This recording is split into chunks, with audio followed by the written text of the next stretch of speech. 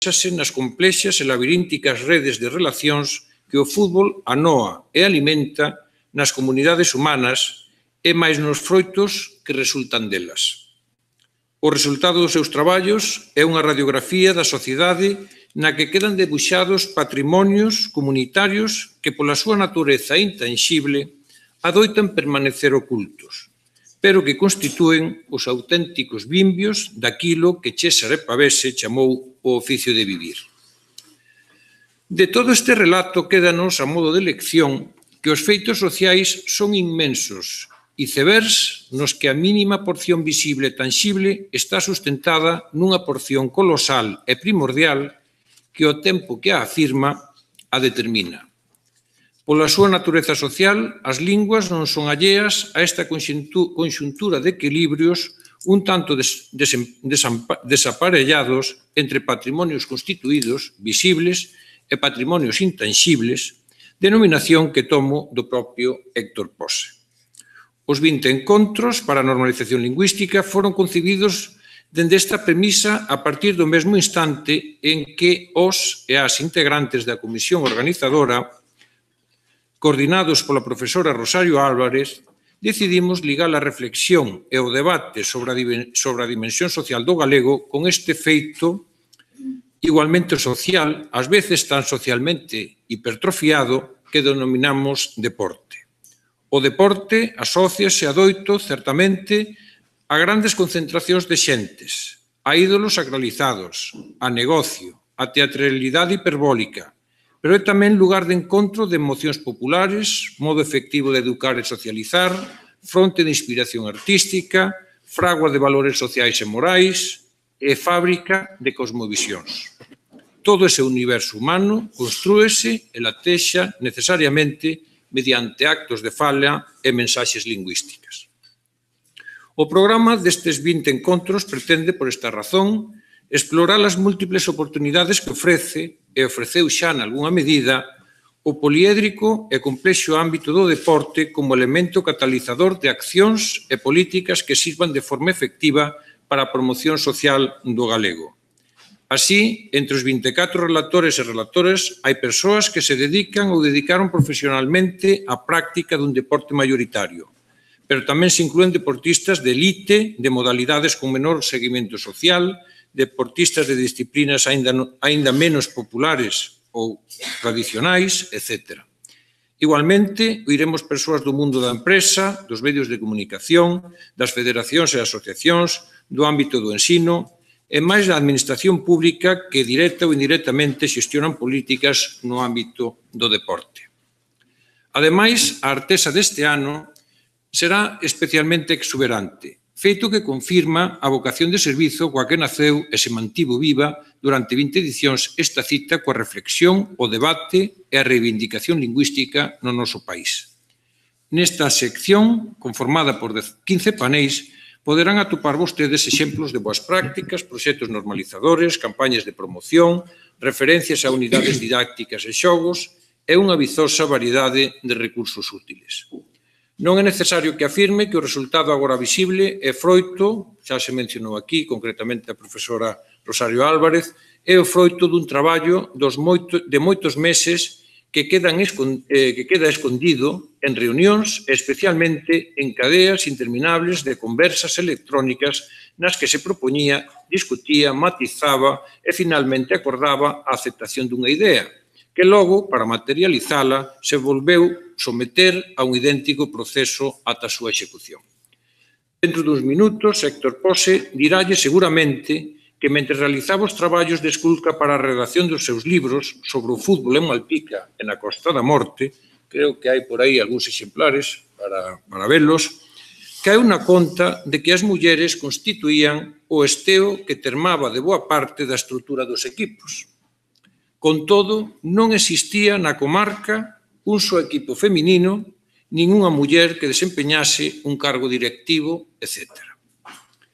As mulleres estaban totalmente ausentes da parte visible do iceberg. O Consello Organizador destes encontros está conformado maioritariamente por mulleres e demostraron saber ben máis de deporte nas súas múltiples facetas cos seus compañeiros homes e fixeron mellores e maiores achegas ca eles, sen que con isto que digo pretenda subestimar o labor certamente enriquecedor levado a cabo por estes, á excepción de quen lles fala. A nosa sociedade está ateigada de estereotipos falsos. Como ben sabemos, os e as que, por profesión ou querenza, ou por ambas as razóns a un tempo, estamos preocupados pola vitalidade da lingua galega. Rachar estereotipos foi unha das finalidades que perseguiron os encontros desde a súa primeira edición ata hoxe. Unha historia que abangue 2 décadas que se recollen nunha liña do tempo que ilustrará, ou está a ilustrar xa, as paredes da zona na que se situou Artesa. Igualmente, axudarános a relembrar este devir histórico nunha mesa redonda 5 persoas que se destacaron pola súa fidelidade con esta cita coa lingua a que fomos amablemente convocados durante 20 edicións polo Consello da Cultura Galega a través do Centro de Documentación Sociolingüística de Galicia. E tamén hai que sumarlle a estes agradecementos e a estes recoñecementos a 2 persoas, a Rosa Neiros e a José Manuel Lens, da área de actividades daqui desta Casa do Consello da Cultura Galega. E agora xa calo eu e fala a persoa que está convidada a pronunciar a primeira conferencia destes encontros conmemorativos, que é o profesor Héctor Pose. Moitas grazas. Moitas grazas.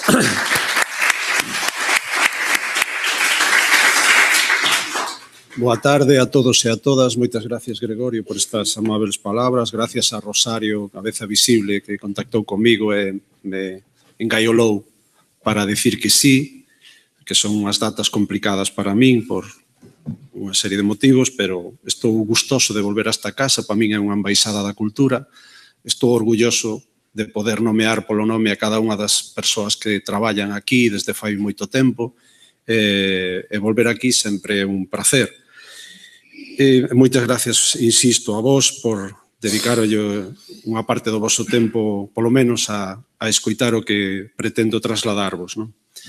No ano 2009, eu son de Malpica, e unha noticia empezou sendo un resoubeo e convertíose en noticia, fixo termelicar a vila inteira. E é que o Club de Fútbol Malpica, SCD, desaparecía. Non había ningunha persoa que quisera facerse cargo da súa directiva. Non había outro falar nos bares, nas tendas, nas rúas e no concello. Eu dicíalle aos meus amigos, aos meus veciños e veciñas, e sobre todo a un tío meu, a Luís Porto, que era cronista non oficial do Malpica dende a data do seu nacemento do clube ata a actualidade, asistío a todos os partidos de juvenís e de seniors que desenvolvío o Malpica nos seus casi 50 anos de historia. Ata o día que se bautizou a súa filla, tuvo que esperar o cura 20 minutos a que acabara o partido Malpica-Montelouro para que chegara Luís. Isto eu explicáballes de que a que era debido. Porque o club non había quen se fixera cargo del. Que non era tanto por unha política deportiva errática, que tamén, senón que había outros factores que facían que ese desleixo, ese desafecto, ese desapego polo devir do club de fútbol local estaba a producirse na poboación. Non me entendían. Entón propúxenlle unha idea. Se me deixades facer un libro sobre a historia do clube e non intervides nin no seu diseño, nin na súa escrita, nin na súa publicación, eu fagovos ese libro de balde e os ingresos pola venta dese libro, que vai ser un bestseller, é para o clube. E é moi probable que en moi pouco tempo haxa directiva nova. Isto foi unha routada pola miña parte, pero fixéronme caso.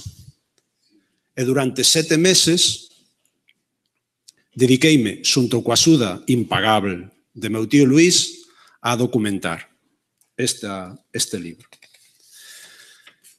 Que era o que lles quería trasladar aos meus conveciños e conveciñas? De que a identidade comunitaria, a cohesión social, hai moitas maneiras de fornecela, de estimulala. Hai moitas. Desde distintas institucións, dende a propia cidadanía, dende os distintos colectivos que a singularizan. Pero esta que eu lles propoñía podía servir de elemento vitamínico para que o Malpica non desaparecera, sino que saíra fortalecido desa crise de identidade. E que se trataba de recoller nun libro a trayectoria do devir deste clube que cumplía naqueles anos 43 anos de vida. Ou algún máis, non recordo exactamente, pero sobre 40 e algo, non chegaba aos 50, ou se si o superou xa, porque isto foi no 2010.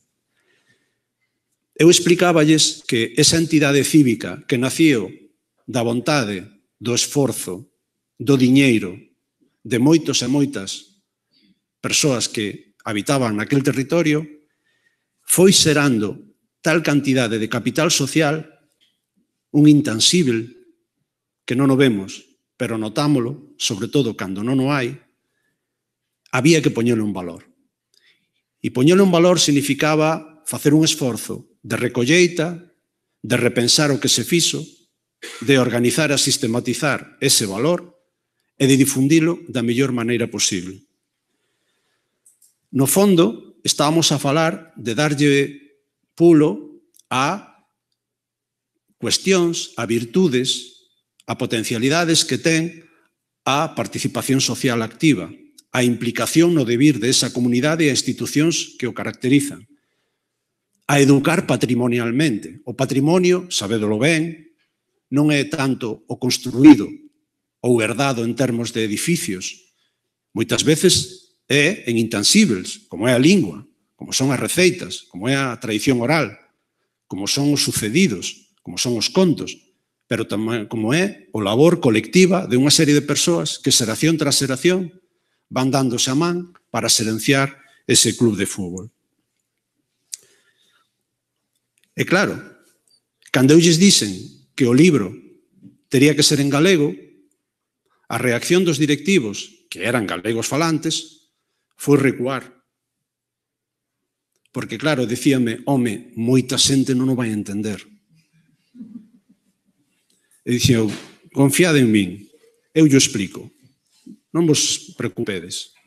Entre eles meu pai, que abandonou a escola aos 9 anos para picar pedra e facerse albanel. E quería ler o que o seu fillo escribira, pero temía que non iba a entender. E dixenlle eu, confía en min, papá, valo entender, só verás como vas a entender. Claro, porque a ese público que vai dirixido este tipo de libros suele ser un público que non suele ler. Suele ser un público que non sae nos libros. Suele ser un público que non adoita ler en galego. E suele ser un público que protagoniza eses libros que o seu labor moitas veces pasa desapercibido. En cambio, é importantísimo. Estas cuestións que eu trataba de explicarlle aos meus conveciños tomando un viño, non mo entendían. Dicían que eran moi teóricos, que eu falaba con metáforas. E estas cuestións eu explícoas na facultade. Eu imparto docencia en segundo, en terceiro, en cuarto de grao de educación social e no mestrado. Son futuros educadoras e educadores sociais, animadores socioculturais, técnicos de cultura, mestres. E fálolles dos patrimonios, da participación social, da cohesión social, da identidade comunitaria. Entón, para ser consecuente co que eu lles explico na clase, tamén dixen que sí a este proxecto. Quería probarme a mí mesmo, a ver se eu era quen de levar da teoría á práctica o que eu lles ensinaba. Como se fai? Como fixemos un libro desta natureza?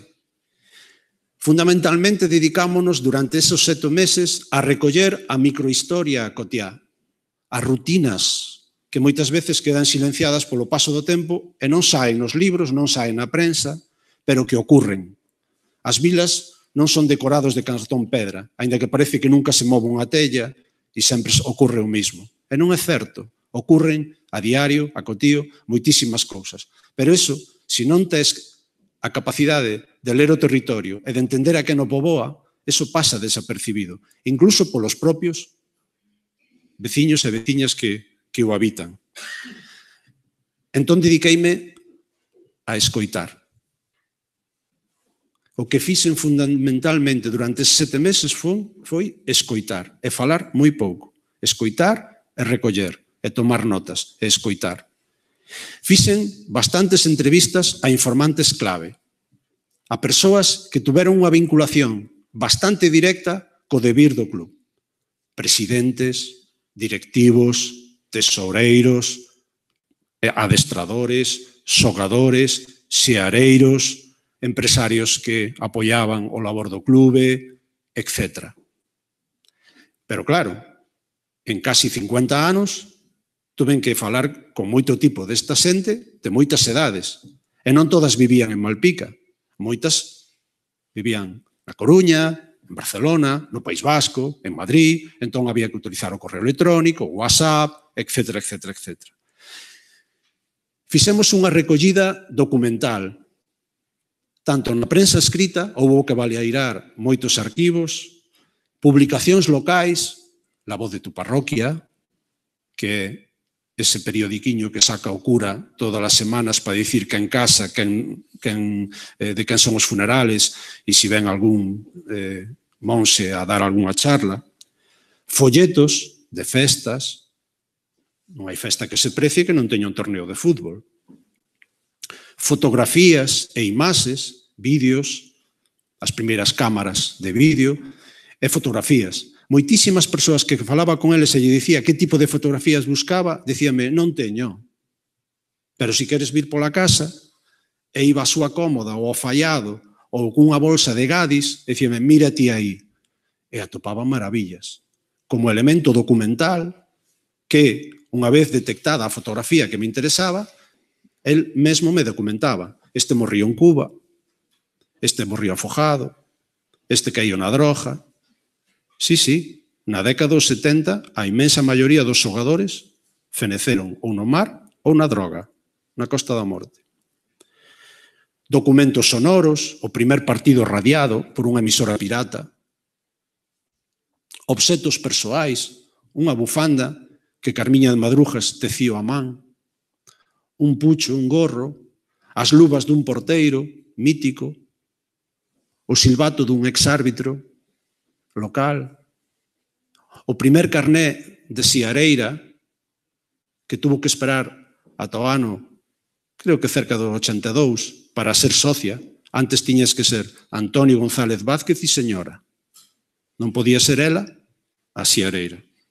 Tuvemos que peneirar arquivos públicos e privados, a Federación Galega de Fútbol, o Colexio de Árbitros, fotógrafos locais, e logo veredes por que fago referencia aos fotógrafos locais, que son eses notarios que levantan acta do acontecer rutinario de cada vila.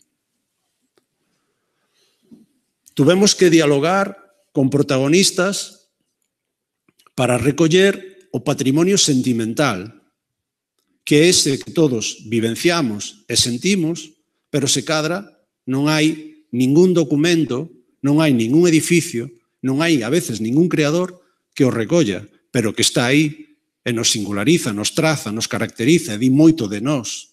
Vale? A que me refiro co patrimonio sentimental? Pois, por exemplo, a maneiras de animar, cancións, frases feitas, latiguillos que están aí, alcumes, apodos. Ao mesmo tempo que lles preguntaba respecto dos seus recordos e as súas emocións, e eu, sendo consciente da problemática que me fixo que dixera que sí a facer este libro, eu preguntáballes, e que crees ti que é o que está pasando agora co clube para que ninguén se quera facer cargo? E persoas que tuveron moita vinculación ou incluso xeraron o nacemento dese clube daban a súa opinión. É dicir, do pasado explicabas o presente e albiscabas o porvir. É dicir, por onde deberían ir as cousas para que eso non volvese a ocurrir ou se solucionase. Estábamos buscando entre todos, moitas veces inconscientemente, o futuro desa entidade de base. Eu tamén trastaba de explicar con este libro que as plusvalías de imaxe e de autoafirmación local, ao sacar un libro destas características, ían ser evidentes, mesmo económicas. Teño que decir que este libro, que nos durou 7 meses a Luís Porto e a min escribilo, os dereitos de autor cedémoslos enteiramente ao clube. Vendíase a 20 euros e eran íntegramente os 20 euros para o clube. E firmamos un contrato donde dicíamos que cedíamos todos os ingresos sempre e cando se revertisen no propio clube. E así foi, porque así o podemos comprobar. E o libro saíu. O libro que o tendes aquí parece un catálogo de arte. Porque cando eu penso un libro, penso a tipografía, a caixa gráfica, o papel, o tamaño. Todo ten que ter un sentido. Todo ten que ter un porqué e todo ten que ter unha visión integral para que dé conxunto, para que dé un sentido de conxunto a ese libro. As páxinas do libro son así. Este libro ten aproximadamente unhas 750 imaxes. Imaxes, por exemplo, como a ese afundimento, que non foi un fundimento, foi un naufraxio, un encallamento de un mercante chipriota, o Pride of Morea, e foi en marzo de 1972. Pero, en cambio, eu preguntolle ás persoas de Malpica cando foi o embarrancamento do Pride of Morea e teñen moitas lagoas e moitas dúbidas para decirme. Pero se lle digo, cando foi a primeira vez que xogaron Manín e Coviñas no mesmo equipo? E dixo, eso foi un domingo de 1972. Por qué? Porque ese día, estando xogando o Malpica contra o Fisterra en Pedra Queimada, cando os de Fisterra estaban nos dando por todos os lados, sobre todo a través de Manín, que era un vikingo, era un touro, era un delantero impresionante, oiríades falar del, pois de repente, cando estábamos máis agobiados, oíose un berro tremendo de unha muller desde a porta do campo. Acudide, acudide, embarrancou un barco na praia de Xiaia e hai xente en perigo. O partido suspendíose e os xogadores, tal como estaban vestidos, moitos deles mariñeiros, tanto de Fisterra como de Malpica, así como público, saíu en tromba, campo a través, pequenos e grandes, mulleres e xogadores, a salvar a estas persoas. Cando chegamos á praia de Xiaia, eu tiña 9 anos, efectivamente, había xente berrando volteia, volteia, en grego, desde o barco, desde a cuberta, e os golpes de mar e as vagas de mar zoscándolle nas amuras da embarcación. Rapidamente os xogadores, así como estaban vestidos, a maioría mariñeiros, fixeron unha cadea humana xunto coa xente e chegaron ata o barco. E quen aganchou pola mura arriba? Manín e Coviñas, o millor xogador de Fisterra, o millor xogador do Malpica. Manín un touro, Coviñas acariciaba o coiro cos pés. Foron facendo unha tirolina e baixaron a todos os que estaban en cuberta. E o último, o capitán. Abrazados os tres, chegaron abaixo. O barco iba ateigado de azucre. A xente fartouse de azucre durante 2 meses. Pero agora preguntas, cando ocurriu? E teñen lagoas, pero din, foi o día que Manín e Coviñas, que eran contrarios totalmente no campo, xogaron no mismo barco. Na páxina do lado vedes un banderín. Ese banderín tecío a man todas as semanas Lola do Rulo, que é a señora que aparece ao fondo indicada cunha flecha. Cal é o equipo que ven a semana que ven? O Buño. E ela poñía Buño SCD. Todo feito a man e entregaba o banderín. E o capitán entregaba o banderín. Lola do Rulo.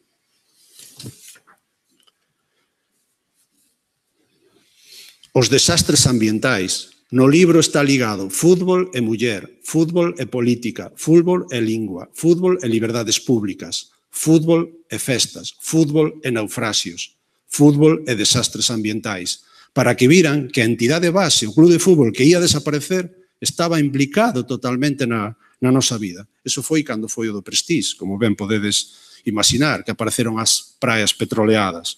E logo está a memoria dos nomes, o porqué dos alcumes, a saga, todos os apelidos e canta xente dese apelido xogou no club de fútbol local. Os Charlín, os Reixía, os Gundín, os Pasandín, os Petóns, todos están aí.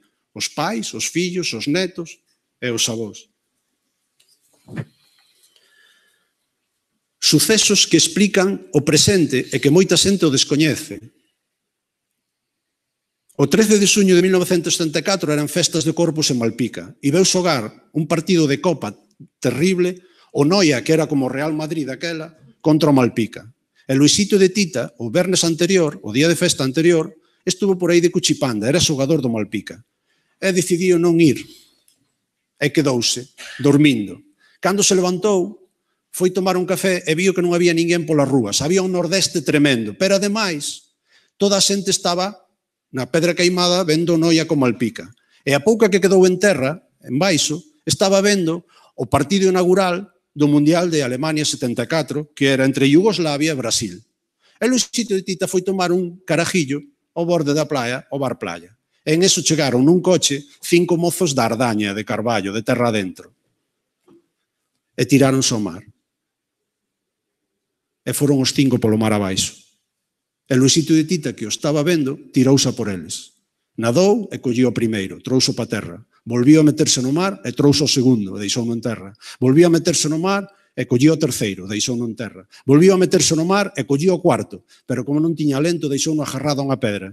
E di, non te desprendas desta rocha. E foi a polo quinto, pero xa non o viu. Cando regresou, o que deixou na rocha non estaba. Luisito chegou a terra e durante 9 días as esteas que se deron na beira do mar da praia de Malpica foron dantescas. Familiares de 5 mozos chorando e amigos. Os mariñeiros de Malpica buscando por eses cadáveres. Apareciu un máis. Eso serviu para que toda a vila se consurase en crear a base da Cruz Vermella do Mar. Desde aquela, hai Cruz Vermella do Mar. E foi gracias á fazaña dun xogador do Malpica, que aquel día decidía non subir a xogar. Este é o día da presentación. Eu fui un técnico de Educación e Cultura do Concello de Malpica durante toda a década dos 90. Invitei a vir a presentar os seus libros ao milloriño das letras galegas. Manolo Rivas, Suso de Tor, Mariela Alexandre, todos. Anxo Sumai. Acudían 8, 9, 10 persoas. 260 persoas na presentación do libro. Un mes e medio despois de presentar o libro, que foi o 16 de xullo, o Día do Carme, había nova directiva. E un mes e medio despois atopeime a Coviñas, que viña do mar. E lle dicen, que tal, Pedro? Ei, que? Líchelo o libro? Aínda non. Non che gustou? Cada día que veño do mar leo unha páxina porque non quero que se acabe. Que mellor crítica quere un autor dun libro que lle faga un lector? Que non quere que se acabe o seu libro. Pois eso foi Coviñas. A raíz deste libro, Felipe Senén e outros malos amigos animaron a facer o mismo, pero da Costa da Morte, da Liga da Costa. 69 equipos, 23 concellos, máis de 50 anos de historia. Un que é mal do animal, enliei outra vez a meu tío Luís e pusémonos mans á obra. Levounos 2 anos. Aí están os esbozos, as primeiras liñas do que iba a consistir e o posible diseño. E fixemos este libro, Mar de Paisón. Esa mesma foto, a capa da portada do libro, é unha metáfora. Esa é a praia das Salseiras, en Caión, unha praia futbolística, onde se xoga na area, porque o fútbol na Costa da Morte empezou xogándose na area, como no interior, en leiras. E, cando o balón estaba xa moi depauperado, moi gastado, tiraba no mar. E sabedes que o mar, polo xeral, devolveche todo o que non é del. E aquí está o balón, despois de tiralo ao mar, e o mar devolvío e a marea baixando. E aí quedou. Esta é unha das páxinas do libro Mar de Paixón, a historia da Liga da Costa. Vedes que hai aí un carimbo de Foto Vidal. O libro conleva unha homenaxe explícita a todos os fotógrafos locais da Costa da Morte, a 30 e tantos fotógrafos que fixeron de notarios daquela realidade. Estaban sempre, casi sempre, pola volta da foto. Nos escaneamos e demos a volta e pusémoslo aí de protagonismo. Ao mesmo tempo, hai unha obra, esa que está aí como curtada, de Quique Lista. Pedimos a colaboración a máis de 30 creadores e creadoras que viven ou crean alrededor da Costa da Morte para que prestaran unha obra para plasmar aquela realidade. Ao mesmo tempo van a aparecer nas seguintes páxinas moitos libros, máis de 60, que tratan algún aspecto da Costa da Morte, desde o punto de vista do ensaio, da novela, da poesía, da fotografía, das artes. Porque eu sabía que eses públicos a quen vai dirixido este libro dificilmente se van a chegar a unha sala de exposicións, a unha galería de arte ou ler certo tipo de libros. Pero eu quería que a través deste libro de fútbol se achegaran a outras visións, a outras formas de pensar a Costa da Morte que a disculpa do fútbol.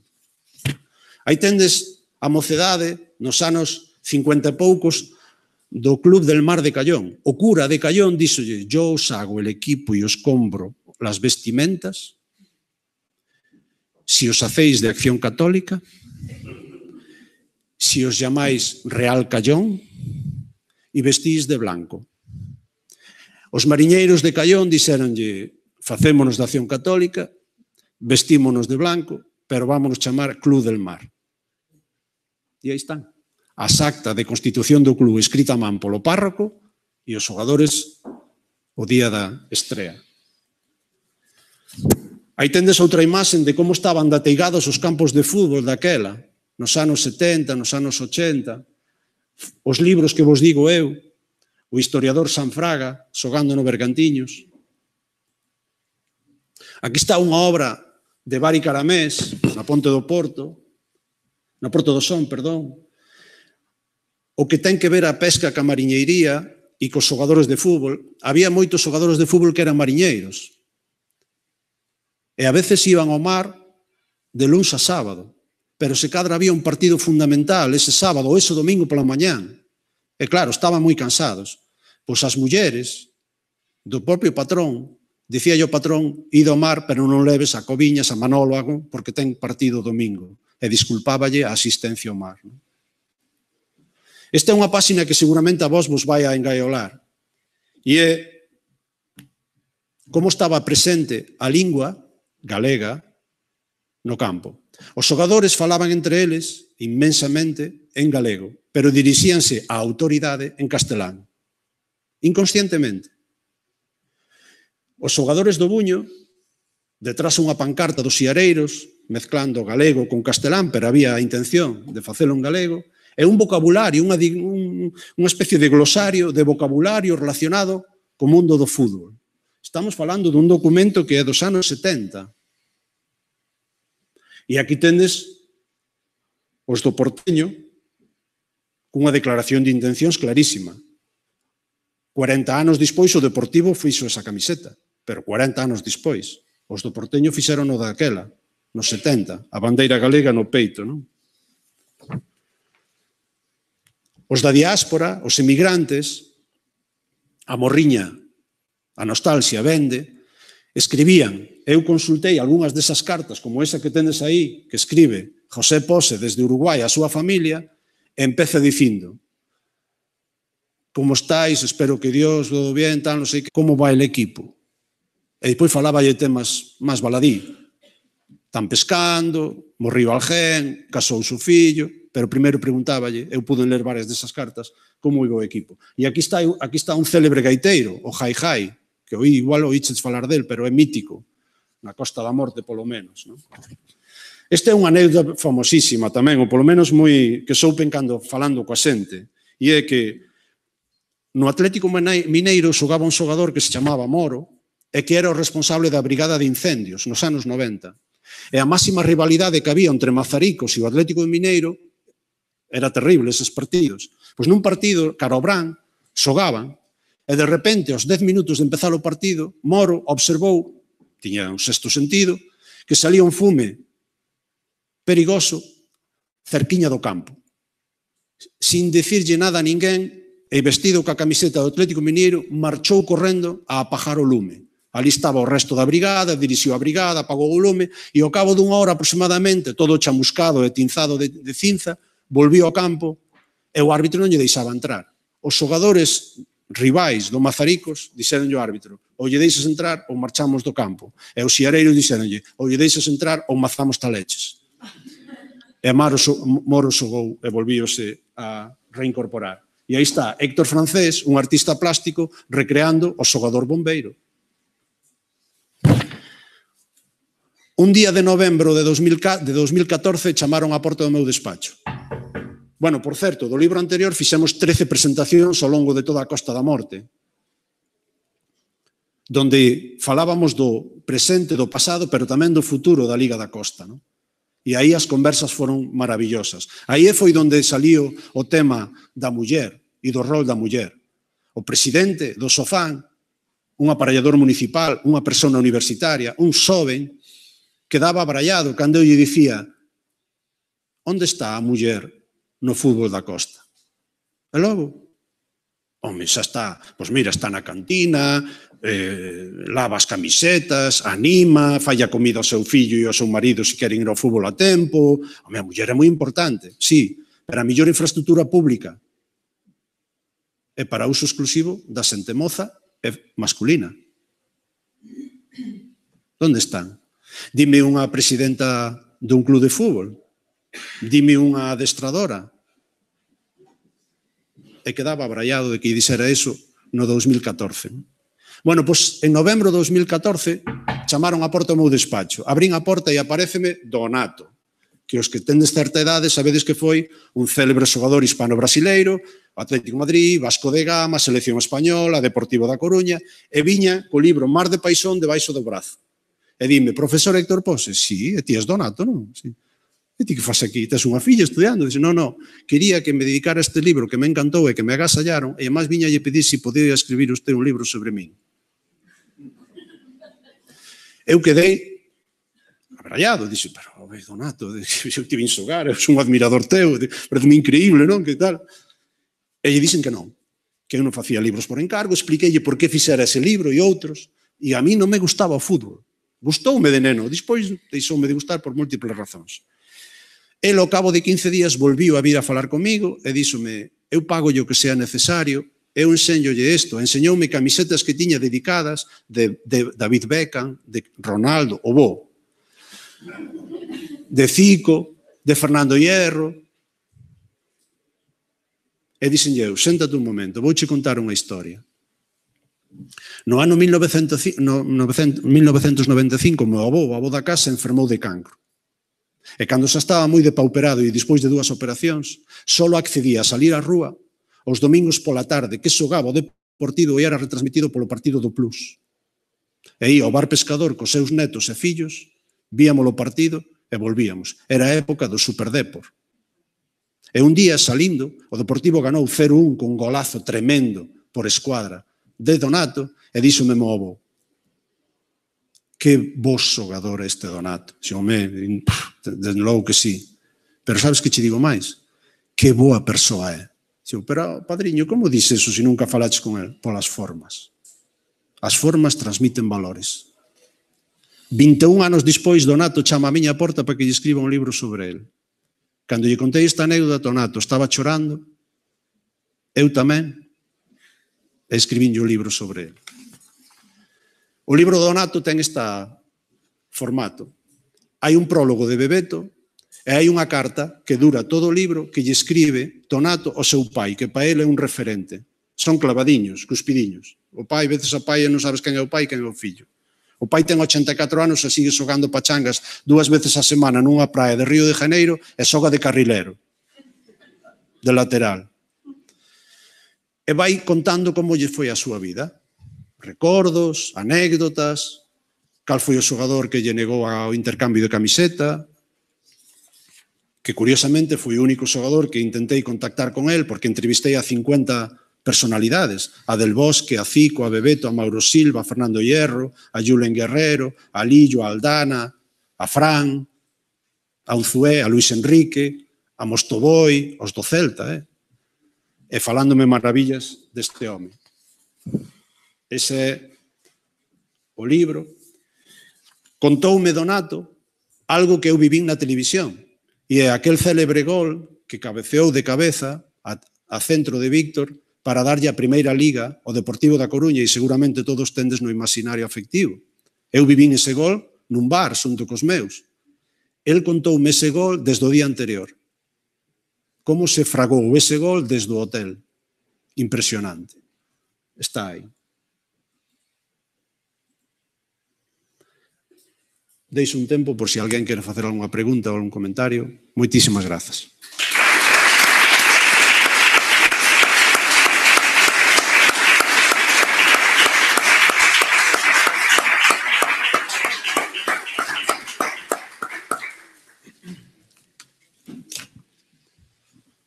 Despois de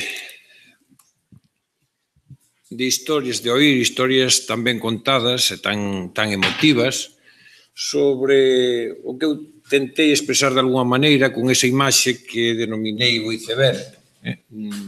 Na parte visible, pois podemos percibir moitas veces frivolidades ou podemos observar cuestións que resultan a primeira vista desagradables, pero en toda a construción humana hai despois un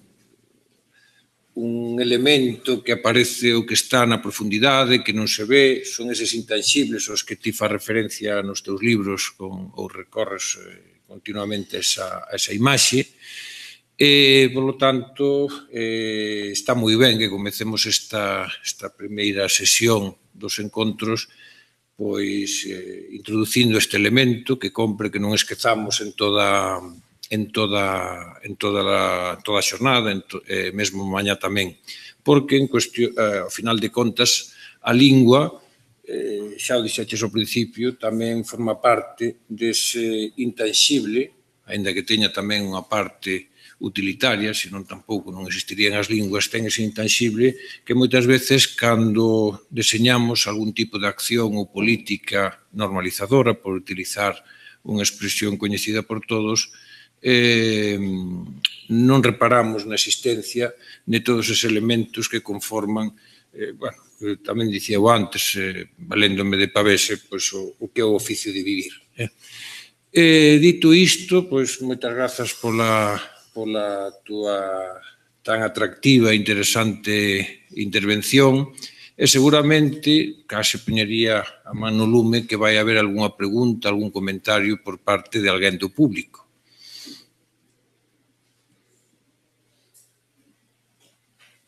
Van deixar que me queime.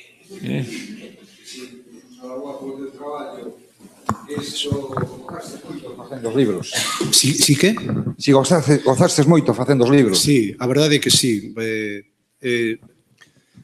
Eu tamén trato de desenvolver outra condición, a parte de criar fillos, cuidar dos pais, etc., pois escribo.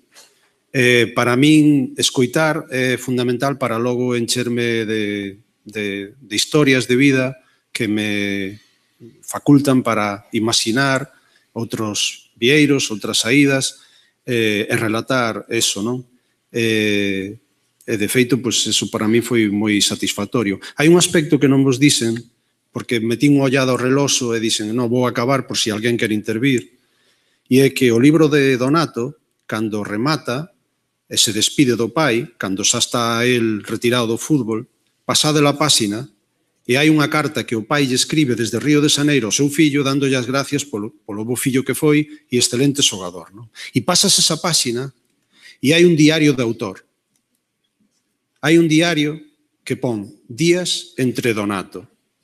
E é como conto con un diario desde que Donato petou a miña porta hasta que o libro chega ás librerías. E vou explicando a metahistoria. non? A intrahistoria, é dicir, como se fraguou ese libro e quen me dou a entrevista, quen non, onde conseguín tal documento, as miñas dúbidas como autor, os meus medos, se estaban focando correctamente, porque falar dunha persoa que está no imaginario colectivo e tan ben, non? Como é Donato, tan querido, porque tiña medo de facer un panexírico, porque a persona que entrevistei, nadie me falaba mal del, non? Dixo, pero algún pecado cometería, algo tal. Hasta entrevistei a árbitros. E acórdome de entrevistar a Mejuto González, que é un clásico, dixo, pero non, axudábame a ser mellor árbitro. Se me quería dicir algo, non me encirraba o público, falábame, dicíamo de voz baixa, dixo, creo que se equivocou. Dixo, que xogador che fai eso? Non? Pois tiña medo de facer un panexírico. E a moita xente que non lle gusta o fútbol, e ni siquiera sabe quen é Donato, valorou moito esa parte de contar como se fai un libro e ese diario. E considerou que aí había moita literatura, non? Pero, respondendo a túa pregunta, sí que disfrutei, sí.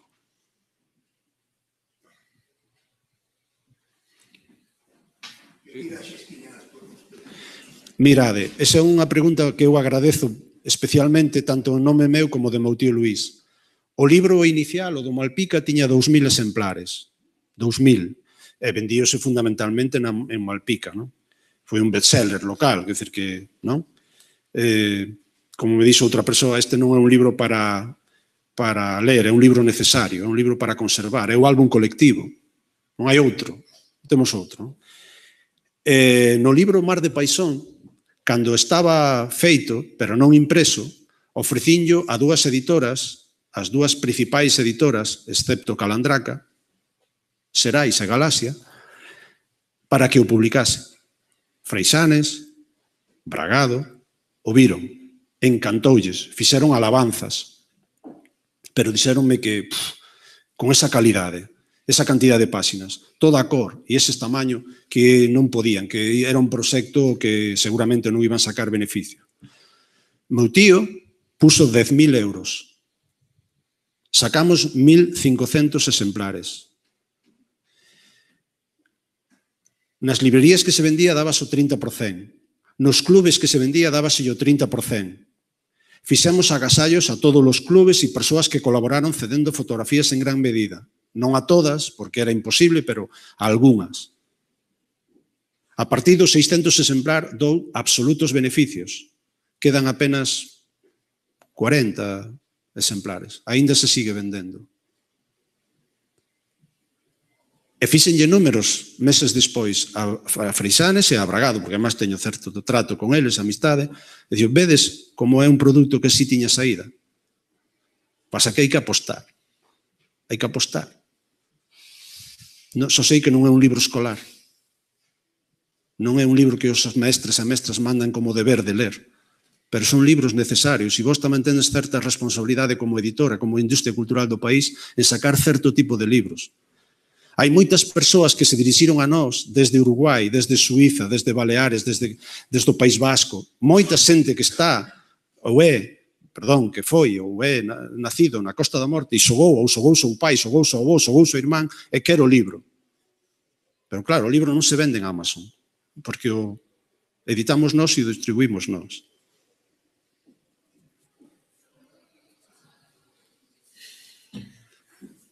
Hai tempo para unha pregunta máis? Non? Pois... Cal foi o xogador que quiso cambiar a camiseta do Donato? Boa pregunta. Vou contestar con dúas anécdotas moi interesantes. Xogando Deportivo contra o equipo de David Beckham, o Manchester, o Deportivo ganoulle alá 1-3 e eliminounos da Champions League, chamábase daquela, eliminounos. E cando acabou o partido, Donato díxolle a David Beckham, que era o capitán, non sabe inglés Donato, David, change da camiseta, e o Beckham non lle quiso cambiar a camiseta e foron po vestuario. E cando Donato estaba se duchando xunto con Mauro Silva e compañía e tal, o delegado Barritos, o delegado deportivo, Donato, a berros polo vestuario buscando a Donato. Que pasou? O Guaperas quere falar contigo. Quen é o Guaperas? E salió Donato da ducha ca toalla, estaba David Beckham ca toalla e ca camiseta dedicada a Donato para entregarlle. E con un traductor díxolle, moi agradecido de entregarche a miña camiseta, pero non quería darche no campo porque acabábamos de dar un repaso eliminado e, además, eres de color. E non me atrevín, e pídoche desculpas. Dedicoulle e conserva esa camiseta. E o xogador español que non me dou a entrevista, o único foi Raúl, o do Madrid. Por qué? Non sei.